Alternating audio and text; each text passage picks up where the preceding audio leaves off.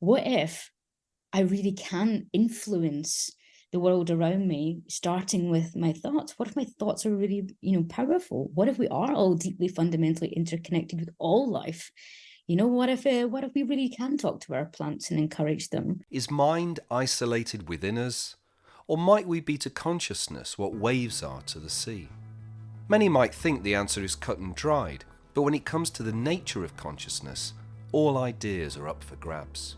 How do we explain what appear to be the group minds of superorganisms like swarms, slime mould, or the pulsating murmurations of starlings? How do we account for pervasive global practices of prayer and magic, or non-contact forms of healing like Reiki? What of the paranormal experiences of identical twins who speak the same words simultaneously? Or those experiences that all of us have had when you're thinking of someone you've not thought of for years, and then the phone rings and it's them, reminding us that we still have their lawnmower, and could they please have it back, Ralph, if you're listening, sorry, I'll get on it tomorrow. This episode is not setting out to prove or disprove anything with regard to consciousness, but in the Nutopian spirit of enquiry, we're going to explore ideas that challenge a more scientifically accepted yet unproven theory that consciousness only exists in isolation inside us.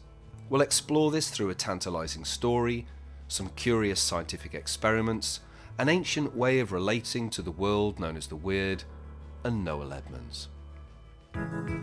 Sitting comfortably? Seatbelts on? We're off on another adventure in Nutopian. With me, David Brownell. This podcast is sponsored by the Order of Bards, Ovates and Druids. No, really. Near the end of Tarkovsky's masterpiece Stalker, the shaman-like character of the stalker, who leads people into the zone to have their wishes come true, bemoans the loss of faith in scientists and artists, in magic. In the final scene, we see his daughter, Monkey, staring at a glass on the table. Slowly, it begins to move of its own accord, sliding across the table and finally smashing to the floor. We are left in no doubt that Monkey possesses telekinetic powers. Perhaps, the film seems to be telling us, because she is still too young not to believe in magic. At some point in early childhood, didn't we all entertain the idea of paranormal powers, trying to guess the value of a playing card before turning it over, or concentrating in vain to make the cat trip over, or a blancmange fall off the top of the fridge? In the 1950s and 60s, both the US and Russian secret services took aspects of parapsychology very seriously, such as telekinesis and remote viewing, investing serious time and money. The US called their experiments Project Stargate. After all, if these powers were real, it'd be far safer to spy on your enemies than break into their HQs at night, rifle through their files, and bug their phones, as Nixon learnt to his cost. An article in the British newspaper The Independent reports that the CIA's files suggest that those in charge of the project did believe that they had had some success. But they also note the limits, writing that remote viewers should only be used to collect information in conjunction with other sources, and that information gained that way should not stand alone. Elsewhere, it was suggested that evidence had just been doctored. Such experiments were not confined to the military. In late autumn 2022, I was invited to a week-long conference at Broughton Hall in Yorkshire, hosted by a group called the Wyrd Experience. That's Wyrd, W-Y-R-D, like Shakespeare's Weird Sisters. There I met scientists, tech experts and psychologists from around the world, all with the shared belief that our individual consciousness can have a small but significant influence on the external world, and importantly, can be measured. The Wyrd Experience was in turn inspired by experiments that first began at Princeton University Engineering Department, where from 1986 to 2007, nearly 30 years, Dr. Bob Jans and Brenda Dunn ran Princeton Engineering Anomalies Research, or PAIR for short. This lab was dedicated to exploring whether or not intention alone can affect something external to us. And our story begins here. To tell it, here's Brenda's son Jeff Dunn, Chief Scientist at the Johns Hopkins University Applied Physics Laboratory. Back in the mid-'80s, there was a student who had gone to see, at the time, Dean John of Princeton University's engineering school. And the reason was she wanted to do as a student project a replication of some work that had been done at Stanford, where they put together a device, essentially an electronic device, that would randomly essentially flip coins. And the question, can you by intention affect the output of that machine? Which by classical physics, the answer is no. It doesn't matter how you feel about it, it's going to do its electronics, and that's the way it is. But at Stanford, they did these experiments and found that, yes, you could. So she thought this was interesting and went around to all the different professors in the engineering school and said, I want to do this. And apparently they had all said, yeah, that's crazy. I'm not going to advise a project like that. And ultimately she went to Dean John and said, hey, I want to do this, but nobody will oversee the project. So he thought about it and realized while he didn't necessarily expect that it would have any impact, it really was a good student project. Right? And she had to build a machine and the equipment for it. She had to establish the protocols. It was a good learning experience. So he said, well, if nobody else will oversee it for you, I will. And so they did. They built the first REG that was at Princeton, and a random event generator. Thank you. Yeah, a random, essentially a system to generate random numbers. We'll hear a lot about REGs and RNGs in this episode, so it's worth spelling out what they are.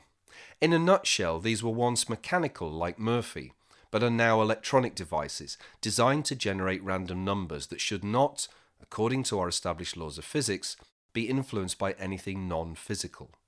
Imagine Speedy Hands Ted Rogers from the 80s quiz show 321, flipping thousands of coins into Dusty Bin. With so many flips plotted on a graph, we would expect it to generate a horizontal straight line of 50-50 ones and zeros. What do you mean you've never heard of Dusty Bin? So they did the experiment, and they replicated the results. And indeed, what they found was that there was a difference when you had an intention for the machine to have more ones than zeros or less. It affected the outputs. It wasn't necessarily as clear-cut as I want more ones and therefore I get more ones, but there was an effect. It was doing something that it shouldn't have done. Now, Dr. John, Bob was sort of trapped in this situation where there was a real thing here that was really important, and he felt needed to be studied. So he was talking to friends in the aerospace industry who said, yeah, well, we've known that there's some weird stuff that's going on, and nobody knows what it is, but we know that when you're in the cockpit and stresses get high, machines get weird. So if you can put together a research program to study this, we'll fund it. Bob Jan needed a research assistant, and he took on Brenda Dunn, a brilliant graduate with an MA in psychology. They came together and established the lab. One of the first experiments was this random mechanical cascade, so the pinball machine, which eventually became known as Murphy because it just is like that.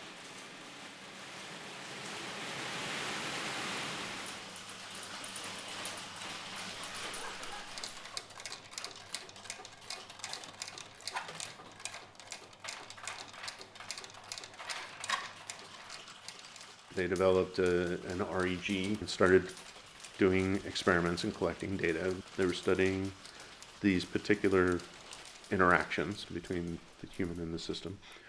And they were studying it with sort of normal people, right? But they started to collect the data and again saw that there was indeed an effect. They continue to find that, yeah, the results are there. And it really didn't matter whether you were trying to do this with a fountain that was trying to control the level of the water or swaying the balls to the left or the right. But it was there. And over the course of some 27 years, they amassed an enormous data set, that the odds of which being, one in the I don't know how many billions, but way, way, way beyond, this was not chance. And in doing so, having established this as a data set, I think it really did answer the question in, I think, an irrefutable way, or at least as irrefutable as anybody has a right to ask. So having established that, it opens up for us now the freedom to stop trying to defend the idea that this phenomenon is real. We know it's real, and now we can start to explore a lot more interesting questions as to how do we use it? Why does it behave the way that it behaves? What are the impacts? What are the factors that impact it? Is it impacted by distance? The answer, no. Is it impacted by time? The answer is no. Is it impacted by state of mind? Absolutely. Is it impacted by personality? Yeah.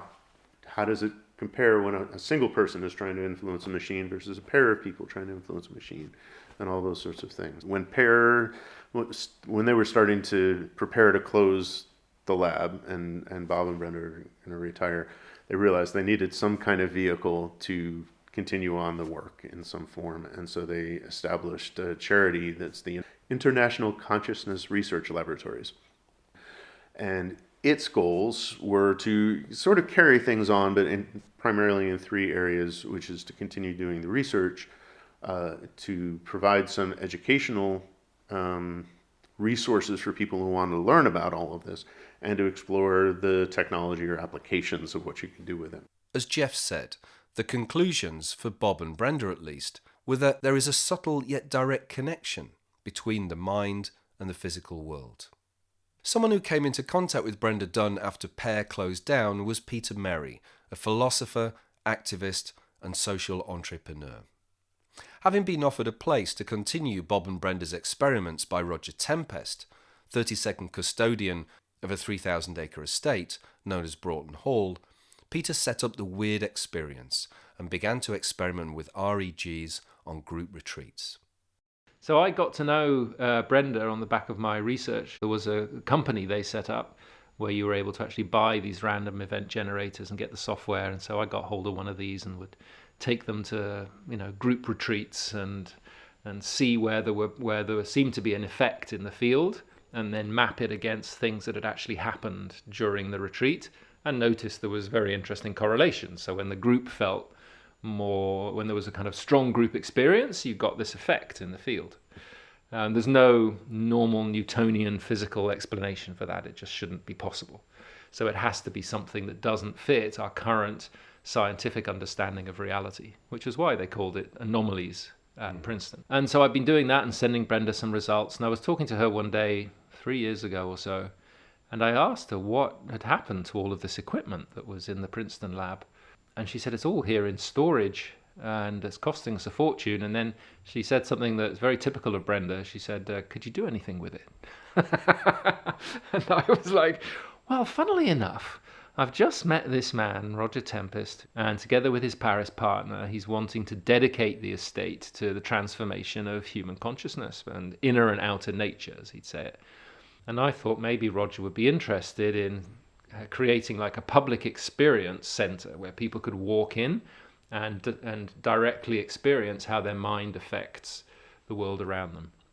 So I ran this by him, and he thought this was a great idea, and all parties agreed that we would ship all of this equipment and all of the books and all the research papers and all the paper ticker data that had come out of the machines early on across the Atlantic from Princeton to Yorkshire. And so that's what happened. And so we now have here in Yorkshire near Skipton, we have the Wyrd Experience, which has all of this equipment. Some of it we have fully restored. Some of it we still have to work on. But we have all of the digital equipment, of course, so people can interact with the computer software. And now we have Murphy, he was called, which is the big random mechanical cascade, working, so people can have that experience. And the purpose of it, really, from my perspective, is to remind people again of this interconnectedness, that if you have this experience of your mind influencing something around you, then it's going to make you question everything you were taught about the nature of reality, this nature of everything being separate, because how can that be? Nobody has ever taught me how my mind should be able to influence something around me. So it makes you question the nature of reality and plants a seed that, well, there must be something therefore connecting me to this object, even though there is no physical connection. Yeah, my name is Annette Grathoff, and I'm a biologist by profession and did my PhD in chemical ecology. I got increasingly interested in how information works in biological systems. I met my very dear friend Wolfhard Janu, who is deeply influenced with, I would say, it's consciousness research with a system that can measure changes in what we could call the field of consciousness, or something which is not physically acting, but nevertheless is influenced by conscious individuals. It is a small effect of deviation from the random distribution, but there is an effect. It is repeatable and it is significant. There is maybe a basis where science could enter into having something measurable regarding the influence of consciousness. It's not known, yeah. We just have strong hints from experience that what works when you set your intention in the right way. So what is this right way? Yeah. From our rational Western world, I would say we have no right way for this, because it is not anything we educate. It is not anything we study. But in Asian philosophy, where there is this stronger appeal of teaching people how to know themselves, how to know or how to interpret feelings in their body, yeah, there might be a better experience with these things. Okay, so far so interesting, but I'm sure you don't want this episode to be all talk and no trousers, do you? As part of the week's activities, I got to have a play with Celeron's REG, Random Event Generator, to see if I could affect with intention alone the results. With so many ones and zeros being spewed out per second, as explained earlier, it generates a pretty straight horizontal line across the computer screen, known as the baseline. My job with intention was to create a bias and move it up or down. You get the idea. Jeff Dunn was there to take me through the experiment. First he ran it without either of us focusing intent, and sure enough the line was pretty flat. Then he ran it again, with my intention first to lower the line and then to raise the line. So I will start it. I'm not going to tell you anything about what it's doing. I'm never going to look at what it's doing until it's over.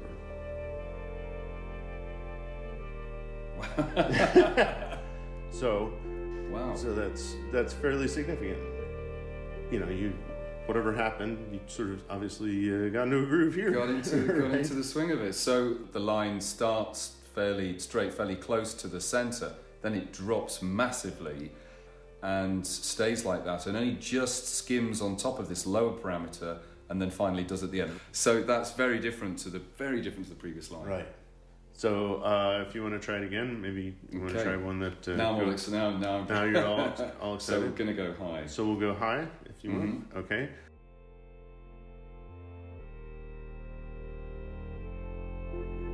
Wow.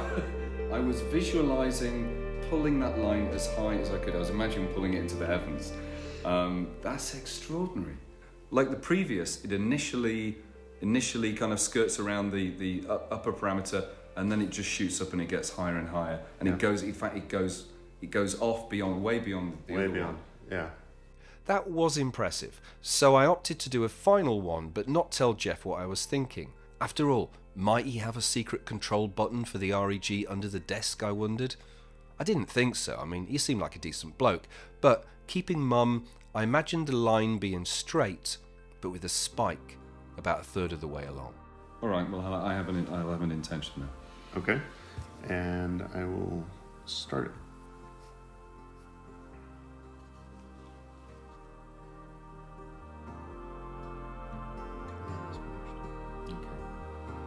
So what were you thinking? Oh my God. My intention was to keep it as smooth as possible with one spike about a third of the way along. I imagine I was kind of travelling along a road in a way, along a straight road, but there was there's like a lightning bolt or something about. Nice. So that Nice. fits very nicely with the. We're not seeing a massive spike, but we're seeing. But that is the point.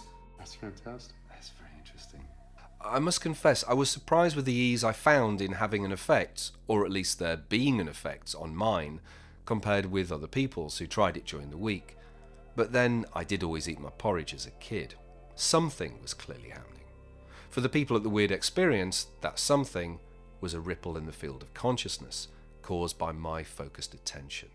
So what would happen when I tried remote viewing? We'll come to that in a bit.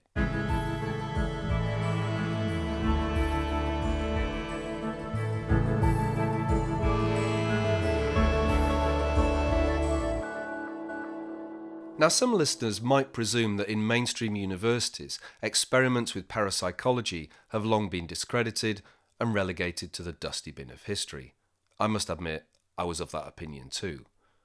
Until, at the Wyrd Experience, I met Dr. Chris Rowe from Northampton University's psychology department, demonstrating that experiments into the idea of a field of consciousness are alive and well. At Northampton, we've had an interest in parapsychology for about 25 years. So we have an undergraduate module that teaches people about the research that's been done in that area, and we have an active research group that comprises faculty, staff and PhD students. The approach we take to parapsychological phenomena does situate it within psychology. It's very much about understanding people's beliefs and experiences and creating a framework to help understand those.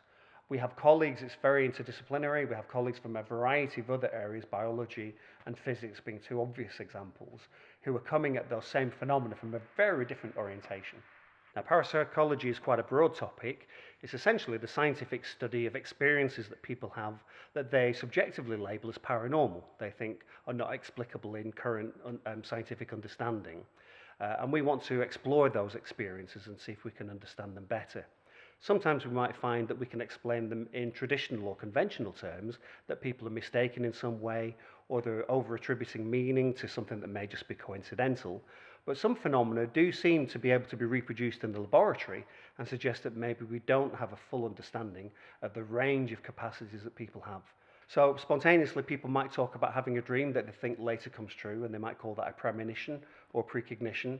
And it's fairly straightforward to organise experimental studies that would test that claim in a way that rules out the normal explanations in terms of things like coincidence, subjective forgetting, shoe fitting, and those kind of things. And when people do those experiments, but a significant percentage of people are able to identify a target from a range of alternatives. My job mainly is to accumulate the evidence base and leave it to others to speculate on how best to understand that or model it. I can certainly say that for a variety of phenomena, there is reasonably sound, reliable evidence from experimental scientific work. Collectively, the phenomena that we're interested in would be called psi, PSI, the Greek letter, and that basically used in the algebraic sense to stand for something that we don't yet know or understand. So it's a kind of a place marker. So we have experiences of extrasensory perception, and these are situations in which people believe that they've acquired information from their environment in ways that go beyond the conventional ways, using vision, audition, tactile senses and so on, or inference. So with psychokinesis, people feel that they're able to have an act on the world, so have an influence on the world around them that isn't mediated by the motor system, by the muscles and the body. And examples of that might be things like non-contact healing, for example. So when people have spontaneous experiences of extrasensory perception, or ESP, they tend to occur when people are in a mild altered state of consciousness. They're just drifting off to sleep, or they're just waking up from sleep.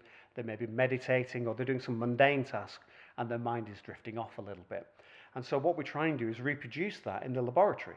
So one way is we might have access to a sleep lab, and so we might have people come in, sleep overnight, and we wake them up when they're dreaming and ask them to describe their dreams, in the hope that the content of the dreams will link to a randomly selected target that we've generated for them. I think it's very important to be clear on what kind of work we're doing and why we're doing it, first of all. Our starting point is that absolutely people have these experiences. They're extremely common. They occur in all cultures and across time, or across recorded time.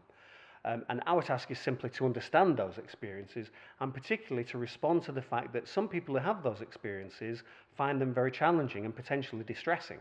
Because they seem to contradict the worldview that we currently have, it's not uncommon for people to think that there's something wrong with the way their brain's working, it's a sign of some kind of pathology, or that they're being really credulous, that they're being quite dim, and that's the kind of critical reaction that you're talking about that they can get from others. So a really important feature of what we try and do is to help people understand that these are very normal experiences. They occur to people who are healthy, and they're not kind of indicative of any underlying condition for the vast majority of people who have those experiences. So if people are willing to dismiss this work on principle because it's fundamentally impossible, then there really isn't much point having a conversation with those. But for people who are open to consider the data, we're very happy for them to critically scrutinize the methods we use, the results that we get, and how we interpret them, and to see what is the best way of understanding what's really going on out there. Historically, people have used rolls of dice as a target system, and they've tried to get people to influence the outcome of those dice rolls. In the modern day, we use these devices called RNGs or REGs, random number generators or random event generators. They use a source of true random noise. I forget what it is. It's kind of a quantum diode system that they use inside. But fundamentally, the output of those systems is truly random and potentially is oblivious to influence. But a really interesting direction that work is going in is in terms of group effects over single individual effects.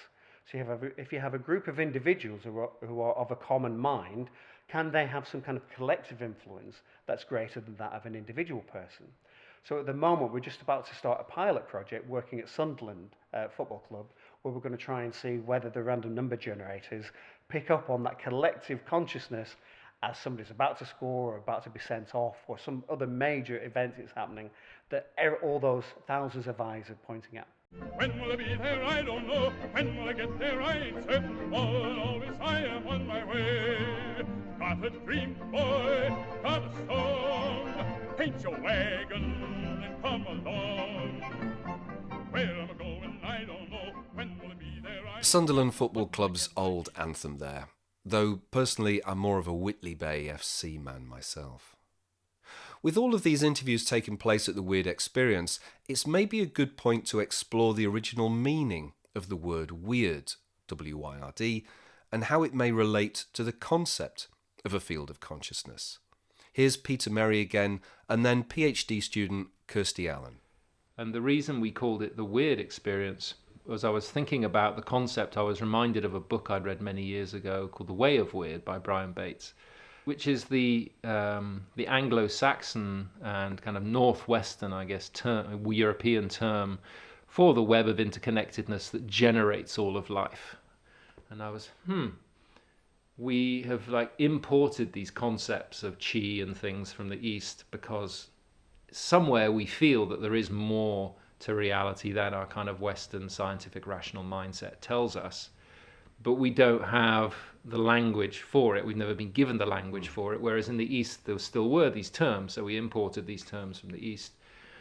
Whereas actually what Brian Bates discovered was that we had these terms in Northwestern Europe to describe the nature of reality in that way, and Wyrd, W-Y-R-D, was our word for that, for chi essentially, and for that field. It's more powerful if you can relate to something that's indigenous to the land that you live on. And so part of the mission became to reawaken this meme of weird and turn it into something fun and play with the word a bit so you could be proud to be weird. Part of it was seeing signs and intuiting things that might be happening. Because essentially, in the way I would explain it anyway, these are patterns of probability in the information field. So before something comes into form, literally in formation, before it comes into form, it exists as a pattern of probability in the information field. And that's why quantum physics always talks about probabilities. You cannot certainties. There's not like cause and effect like there is in the linear material world. And so when you're working with the weird, then you're using a different sense to pick up information patterns of probability, And those might be reflected through signs you see of the way, the birds are flying in a certain way, or the way the trees are responding, but it's like, in a way, those physical reflections you could think of as like a tarot card. Like, it's not actually the card itself. The card is like a mirror that helps you to reflect. It reflects back at you something that's in the information field, or it opens an ability in your mind to access information that normally we kind of filter out. So you have the 3D dimension of reality that we're used to seeing around us, and that's there indeed. There is a linearity and there is separation between things, but we just forgotten that they're also connected. And so Newtonian physics is good for measuring this world of separateness, but it's inadequate to measuring the information field dimension, which most of us don't see. That is actually the space in between everything else and the space out of which things manifest. And that's just a different, it has a different quality, and therefore requires a different kind of science. Hi, my name's Kirsty Allen, and I'm currently undertaking a PhD in parapsychology, consciousness research at the University of Northampton. That research specialises in flotation as a means of inducing altered states of consciousness that we believe are conducive to psi phenomena. In other words, putting people in float tanks and running ESP tasks. Wyrd, so W-Y-R-D, it's a way of relating in our own embedded culture, our own sort of Celtic ancestry, this idea of there being a fundamental web of being, that there's an interconnectedness, a deep weaving. So for me, it's both a Celt and an academic. And this concept is really important because it's linking bigger concepts in consciousness research that, the mind is non-local, that consciousness is a field in which we interact, that we are all enmeshed within this great web of being. And also it allows me to link back to my own ancestry, my own indigenous way of thinking and being. So I can pull the scientific with the ancestral way of knowing. Time for a remote viewing experiment with one of the participants and AI expert, Corinne Vallis. With the right intention, might we tap into the field of consciousness and read each other's thoughts? So, Corinne, we're outside Broughton Hall. You've got a clipboard with remote perception experiment written on it. What are you about to go and do? We're working together on this. Yes, I think we're gonna get the whole group and go into the forest, find some spot where I'm gonna sit for 10 to 15 minutes, trying to get all the details in, and then I'm gonna be sending you the information. An image. Oh, you're going to imagine the image that you've drawn, and I'm going to be sitting in here, trying to pick it up and trying to figure out what. I think so. Yeah. You cheat. You say it's a snowman. No, I'm kidding. No, don't break the data. Well, don't let me down. You're doing the hard task now, right? You need to be listening properly. I'm just the vessel for this. It's all about the quality of the transmission. Oh, okay? Damn! You need to tune in the radio. Yeah. So I need a good strong signal. Good luck. Don't let me down. Yes. See you soon. So then we swapped roles and I went into the woods. So you've been out for what, half an hour in the woods? I hope you received a lot of information. I did receive some information. You've got it, and we're not going to see. Yeah, you've got it on the clipboard in front of you. Yes. With top secret, you've written on it. Beautiful day. Thank you for your sunshine, good health. Aren't we blessed? We are. Considering Grey cloud, go away. If we'd gone out yesterday, It's got blown away. we would. So we're in the woods. Here, there's about a dozen of us are going to draw an image that's meaningful to us, not related to the woodland, and send it through the ether, through the field, to our partners. So, Corinne, I hope you're picking this up and not on your iPhone playing with Instagram, right?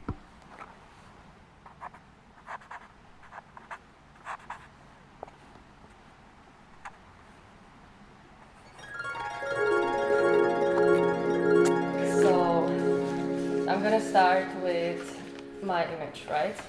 I was sending you a tree which was really tall over a creek of water with hanging roots. Show me what you Well, got. I've got.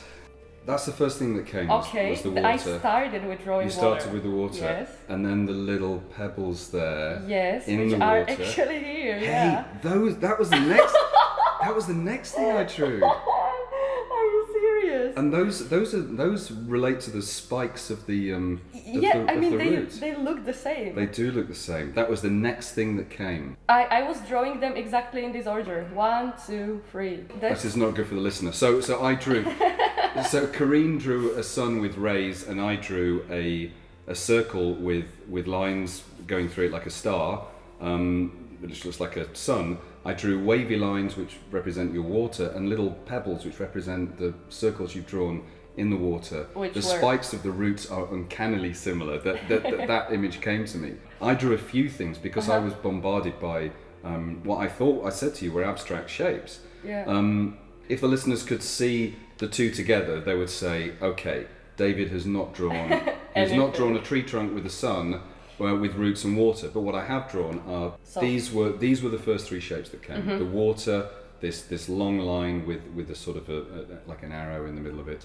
It's not like you drew a cat and I drew the Taj Mahal, is it? You know, it's and I didn't know we were drawing that you would be drawing things from the wood. That wasn't clear. Ah, okay. Now for the crushing disappointment of number 2, right? Now, I drew a church steeple emerging from a lake, and Karine did not. Her images were abstract, boxy, there was no similarities. But being an AI expert, while I was drawing my drowned church, Karine set up a random image generator on her laptop through a piece of software that had several billion images to choose from. 4 came up. One of them was a skyline with a church tower reflected in a body of water. The predominant colour in the picture was red. I'd drawn my drowned church with a red felt tip. I can't deny that again, this felt more than coincidence.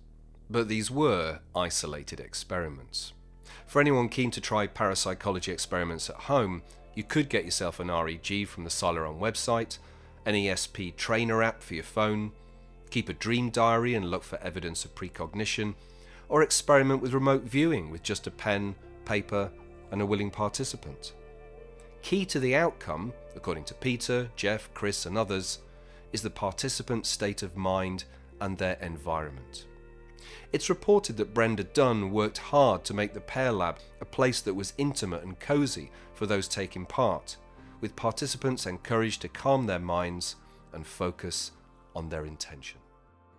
What they found in terms of how you can have the greatest effect with an intention is, firstly, you have to envisage the end result.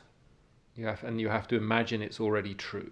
So you put yourself into the desired future and you imagine it is that way. And you, very importantly, you then feel gratitude for the fact that it is that way. So they found connecting the head with the intention, with the attention of the heart, was very important in terms of getting effect. So the feeling of the gratitude for it ending that way was a core part of it. And then, very importantly, you had to let it go. So it seems contradictory, like you have an intention for something to happen, and then you need to just let it go, be not attached to the outcome, and trust that the way in which it will manifest will be looked after by all sorts of complexities of life that we're not able to manage or control. They have a term in the research called the release of effort effect, and it's if you've been trying hard to create an effect and you then give up, it happens. And it's like, I don't know, if you've lost your car keys or something, and you're searching everywhere for them, you can't really go, oh, screw it, I can't find my car keys. And then boom, there they are, right in front of you. Anyone who's practiced magic will find a familiarity in many of the things that Peter is saying here in relation to rituals. Anyone who's taken psychedelics will be familiar with the phrase set and setting, the idea that where you are and how you're feeling can have a huge impact on the quality of a trip. Where these themes cross over is the fact that users of psychedelics often report a greater propensity towards experiences of telepathy, precognition, synchronicity, ESP, etc. Trouble is, if you're in an altered state, how do you know if the experience is confined within the trip or not? At the Wyrd Experience that week was David Luke, psychedelic researcher and co-founder of the Breaking Convention. I'm an associate professor of psychology, and my career research subject area is altered states of consciousness and anomalous or paranormal experiences primarily. So that includes psychedelic experiences and psychic experiences and things like that. As regards to the work that we've been doing here this week about remote viewing and how that applies to psychedelics, there was a number of experiments, mostly done in the 60s and 70s, which were badly controlled, but had some interesting findings, though they're far from conclusive because they weren't experimentally rigorous. I've been doing a series of experiments myself, mostly looking at precognition, which is a bit like remote viewing, kind of transcending time and space and bringing back some information that you shouldn't be able to access. And in these kind of very rigorously controlled precognition experiments, I've managed to get some pretty interesting findings, significant results, both with LSD, San Pedro, which contains mescaline, and with DMT, in that under the influence of these drugs, we get significantly greater scores in favor of genuine precognition. To give you a sense of that, people will go into an altered state, they'll try and visualize a future target, which they know is going to be a video clip, and then they see 4 random video clips and they don't know what the target is. In fact, nobody knows what the target is. It hasn't been selected. And then they rank them, they rate them in terms of how similar they are to their visualization. And so we know, all things being equal, there's a 25% chance of them picking the target, right? And then the computer uses a random number generator afterwards and selects the actual target. So it's completely independent, quite abstract, but it's independent and it's a secure system. And we should expect just 25% chance that people select the target. What we've been finding is about a 40% success rate that under the influence of particular psychedelics, people have a greater tendency to select the same video clip that the computer selects, which we interpret as possibly being precognition.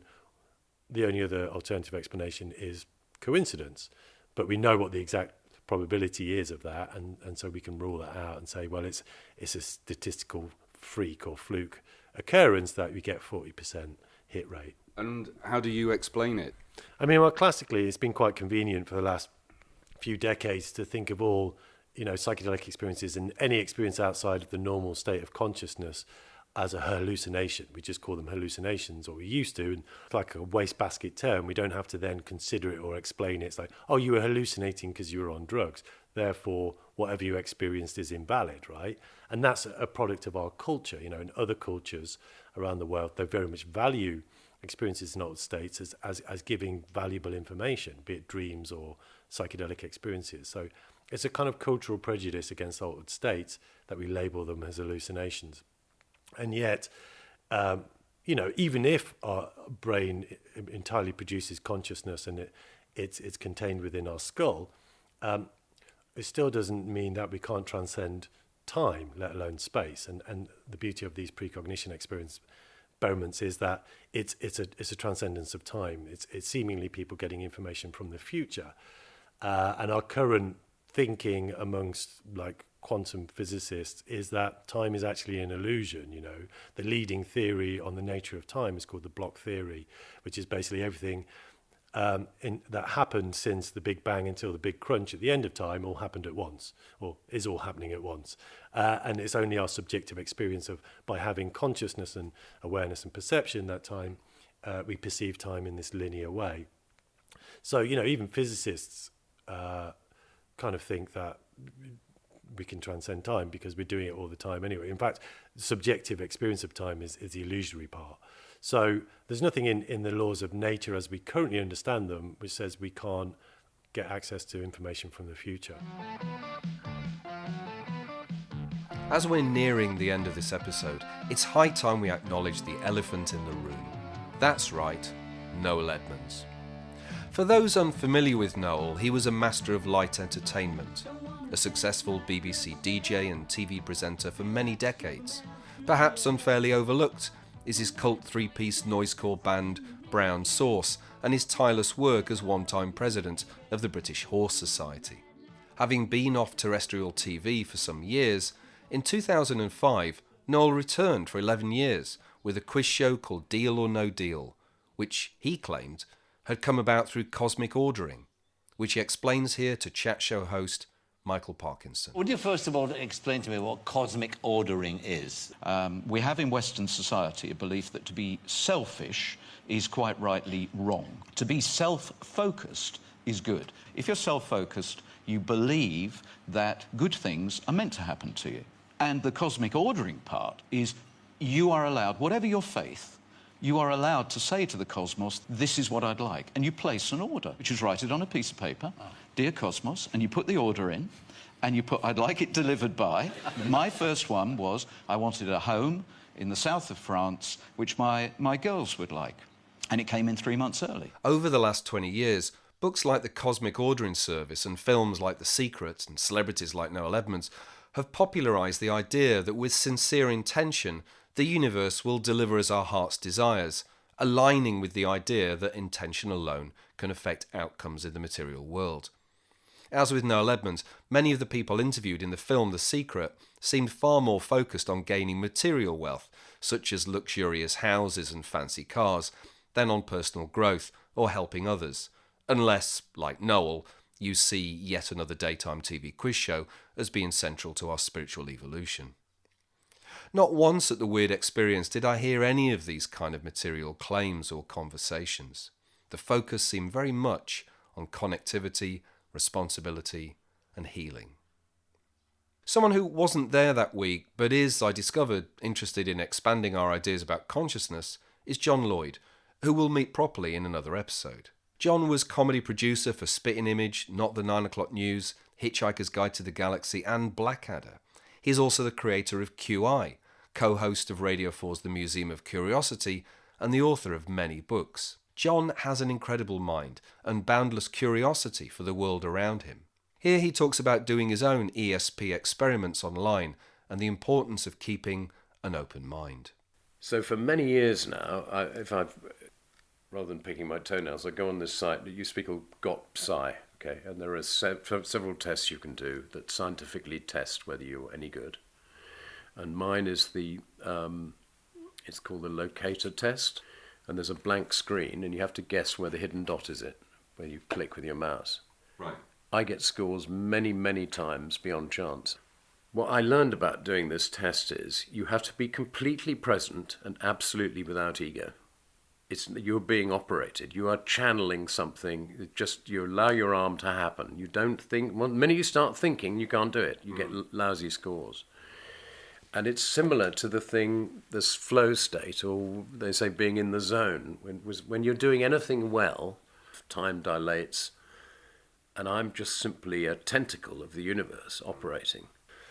So the telepathy thing is like, first of all, it doesn't matter. So I'm not motivated here. I'm just doing this. I don't even know why I'm doing it, but there, bang, and suddenly you get these massive scores. It's the most extraordinary thing. And of course, then what happens is the ego kicks in, so you think, oh, I'm really good at this, and then you start getting terrible scores. Yeah. And it's a bit like with mind reading or that kind of connective stuff. It's like it's through a glass darkly, that I think there is something in this, and the person's trying to read you, but it's like there are clouds across, it's obscured, like you're trying to see across a landscape, and you get glimpses of it, and that's right, and then it's, oh no, it's wrong, and then it's gone again. So we've been researching consciousness for 120 years, and we've got absolutely nowhere. It's known as the hard problem of science. It's like no idea how this sense of self-awareness emerges from a spongy, pink, grey mass of blurb in your head.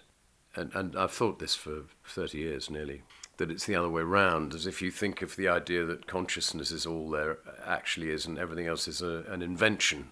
In Hinduism it's called Maya, the great illusion. And we can sort of grasp this idea. The metaphors for the way things are tend to fit with their time, because You know, everybody knows that you can obviously send a movie over the internet and stream it, and that's done with a series of noughts and ones, and it is like, it's not really the movie, it's come in a set of digital information that's simply just very long strings of noughts and ones and re-emerges at the other end, because it's not real. And once you have movies that also smell and can be touched in virtual reality, you won't soon be able to tell the difference between a VR experience and an actual one. And it's getting quite close in a way already. And I think that might very well be what dark energy and dark matter are. I think they're consciousness, which we haven't yet learned to place or to weigh. Anyway, all these things it's not to say that they are so, but again, going back to QI teaches you painfully, keep an open mind, because you don't know, and you will never know the whole thing. So don't say, oh, that's bollocks. You don't know. Having initially had strong results myself at the Wyrd Experience with REGs and remote sensing, inspired by John, I downloaded an ESP app and found that after a month or two, by and large, I was having no effect whatsoever on the results. But then, as Peter, Jeff, Kirsty and John had suggested, mindset plays a big part in all of this. Am I getting in my own way? Conversely, during a game of Yahtzee in the pub with friends one night recently, one of our party asked the question, what are the odds of throwing 5 sixes in one throw? A quick Google revealed that it was about 1 in 8,000. Back to the game. It was my throw. Without thinking, I chucked the dice, and I threw 5 sixes. As Merlin Sheldrake goes at lengths to point out in his book about mycelium networks, Entangled Life, everything in the world is connected to everything else. Everything apart from consciousness? Science has discovered that particles and forces appear interconnected at a subatomic level. Known as spooky action at a distance, this is when certain particles that could be on opposite sides of the universe appear to move simultaneously in a synchronized way. Might this be evidence of some conscious connection between things? The Schrodinger's cat metaphor demonstrates another weirdness of the quantum world.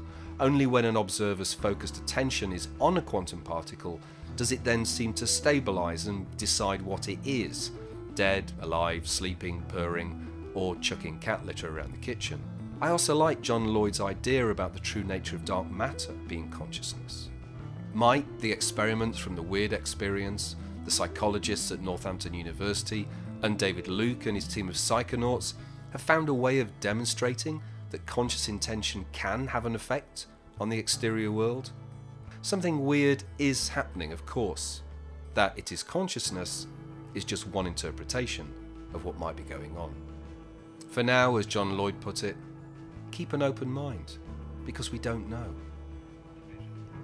I've saved the final word for this episode for PhD student Kirsty Allen. But just before, do send some kind and loving thoughts our way. After all, what other podcast series would give you Noah Edmonds, parapsychology, Tarkovsky and Dusty Bin in the same episode? But we know that overwhelmingly from our own fields of research, there is no evidence for the mind being generated and contained within the brain. There isn't anything for that. So for that to be asserted as some kind of scientific standpoint, it's very weak, and it's not very scientific, and it's also not very skeptical. So it's understanding the importance of discernment in identifying what you arrive at through testing, through direct experience, and what you arrive at through emotion, what you arrive at through, oh, that doesn't fit for me and that makes me uncomfortable, so I'm going to say, no, that's not possible. There's room for every point of view. Any good researcher will be skeptical about anything for or against until the evidence persuades them otherwise. And that's exactly what's happened like with the Pear Lab. The evidence says there is a phenomena here. There is something consistently being found. What that is, we can't say, but it's there. it's all models, right? We talk about consciousness, and we're talking about a field of consciousness. We're talking about the neural correlates of consciousness, all of these things. But they're concepts, they're models. They're not concrete truths in themselves. They're ways of describing something so that we can have a conversation about it. And I think sometimes people do lose sight of that, and they think that people are taking standpoints and arguments that all of these things are factual in some way. But the upshot really is that if people want to become involved in this area, it really is about the experience of it. If you need the data and you need the sort of empirical side of it to kind of give you permission to feel and to experience it, then, you know, we have it. It's all around us. It's just a case of asking to see it or looking it up or knowing what to look up and not being put off by people who come from this standpoint of outright want to reject it all because it doesn't fit. When you win this character, all you get is a brand new dustbin, and I believe that's back there on its way now somewhere, isn't it? There is the money they won in the quiz, and Caroline, how much was that? £280. £280, folks. Not bad, eh?